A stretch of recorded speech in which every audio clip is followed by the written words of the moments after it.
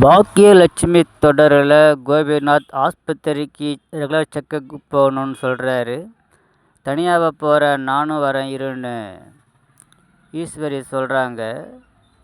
உடம்பு சரியில்லாத நீங்கள் எதுக்கு வரீங்கன்றதுனால நான் செழியனுக்கு ஃபோன் பண்ணுறேன், செழியனை கூட்டிகிட்டு போ அப்படின்னு சொல்கிறாங்க.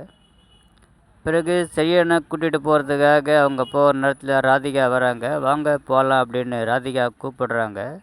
அம்மா வேறு செழியனுக்கு ஃபோன் பண்ண போயிருக்கிறதா சொல்கிறாங்க. குழந்தையா நீனு எல்லாத்துக்கும் அம்மாக்கிட்ட சொல்லிட்டு வருவீங்க, வாங்க போகலான்னு ராதிகா கூட்டிக்கிட்டு போயிடுறாங்க. ஈஸ்வரி வந்து பார்க்கும்போது அங்கே கோபிநாத் இல்லை.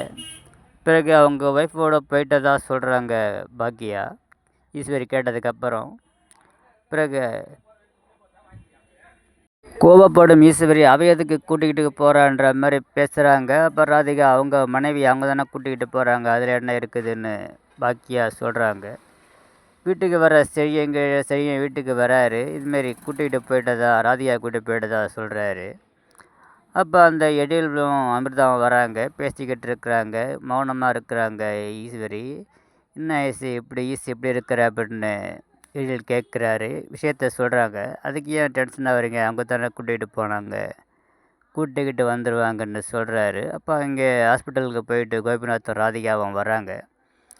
அந்த நேரத்தில் எழிலையும் அமிர்தாவும் விசாரிக்கிறாங்க. ஒரு போஸ்ட்டு வருது. போஸ்ட்டில் வந்து கோர்ட்லேருந்து வந்திருக்கிறதா அதை பார்க்குற செழியன் சொல்கிறாரு. பிறகு எல்லாம் அதிர்ச்சி ஆகுறாங்க. பிறகு கோர்ட்டுக்கு மறுநாள் போகிறாங்க. அங்கே கோர்ட்டில் வந்து பாக்கியாவை கூப்பிடுறாங்க. பிறகு கோபிநாத்தை கூப்பிடுறாங்க. 2 பேரையும் விசாரிக்கிறாங்க.